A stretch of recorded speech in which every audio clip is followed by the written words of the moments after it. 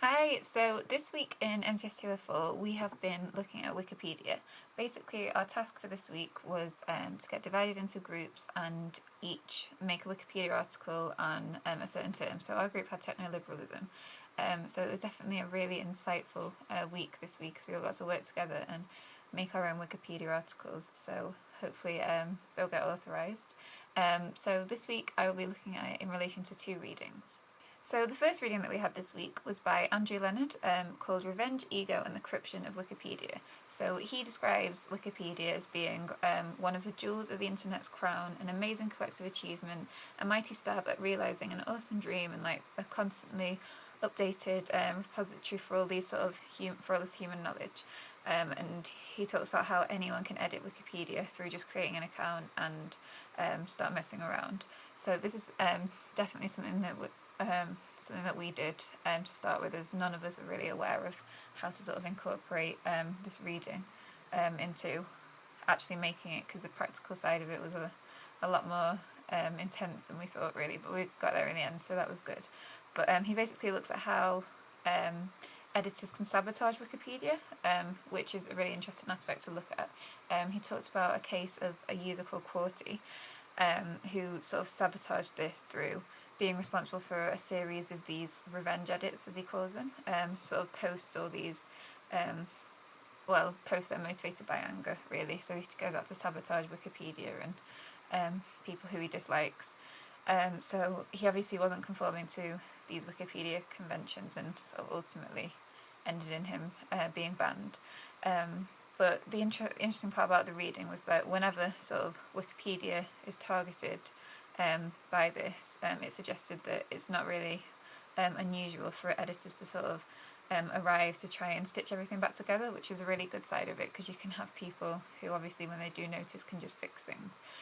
So that's definitely an advantage of that, so things can be altered, but it can also be seen negatively as well, as people who, like Qwerty for instance, who find something they don't necessarily agree with, or don't really want to comply to the conventions, can sabotage it in negative ways as well.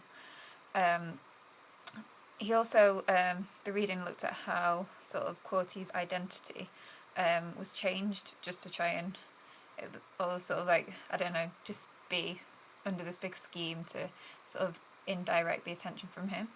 And it kind of led to people being able to try and like start this search, which obviously what this article is about finding him. So to show sort of the public what goes on under the surface is what this reading tries to establish, because it just kind of shows all the problems that Wikipedia face every day, and sort of how hard they try and fix it really, and how they don't want their business sabotaged.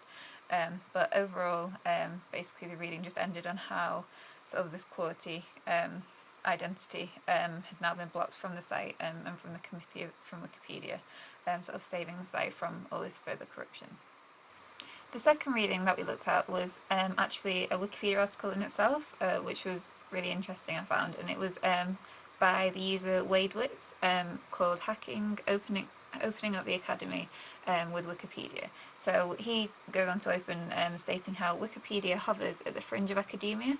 It collects, processes, stores and transmits knowledge, and judging by the site's over 3.3 million articles, many of which are extensively referenced to the scholarly literature, it is sort of still derided by many academics. So basically he was saying how he doesn't really agree with academics thinking that it's not scholar worthy. Well, for instance, we as students are told not to use it, so that's what we were told the first day of uni. And it's kind of got this reputation about it not being necessarily academic, but he's arguing that it can be, not obviously to the standard of true, full-on, academia written by scholars, every single one of, the articles, but he's stating that it can be like a good starting tool. He says that, well, he does admit to it sort of being renowned for these other ways and not necessarily being renowned as academic, but it generally can still be used as a starting point.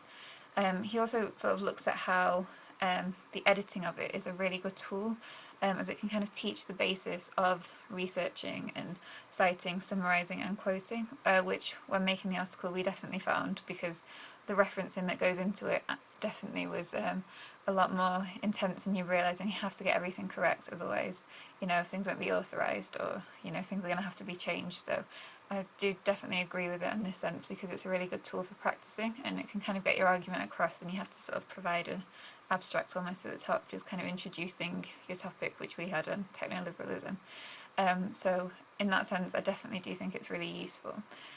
He states how Wikipedia not only reveals the weaknesses in students' research skills, but also teaches those skills as well. So it shows them that research, like writing, is a process, and often a lengthy one, which obviously from writing essays to Wikipedia, there's obviously going to be similarities, because you have to kind of confine to the right structure.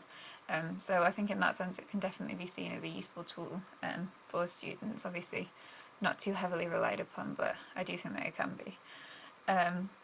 So he looks at how overall it is a good technology, but he does obviously admit that Wikipedia doesn't include everything, which is obvious really, because there's a reason people go to uni. Otherwise, if everyone could just find things on Wikipedia, then I don't think there'd be as much interest in actual academia. But he does state how it does just encourage students to critique sort of their production of knowledge, and it's, I think, a really fun and different way to do this, rather than just writing an essay about it. Actually practically getting involved and making it, you can really see for yourself sort of the importance and of confining to these rules, and it almost feels like there's more pressure because it's actually sort of going to be authorised or not, depending on sort of how well you do. But he sort of states how one of the top 10 most popular websites, it states how it is one of the top 10 most popular websites in the world, and it's sort of shaping our cultural heritage. So it does just show, obviously, the extensity to how big and popular it is. I'm sure most students were confined to that point as well. And basically just looks at how it can act as this platform for people to get involved in, and everyday people just contribute and can constantly make it better, alongside the couple who want to sabotage it, like quality, just listen to the reading.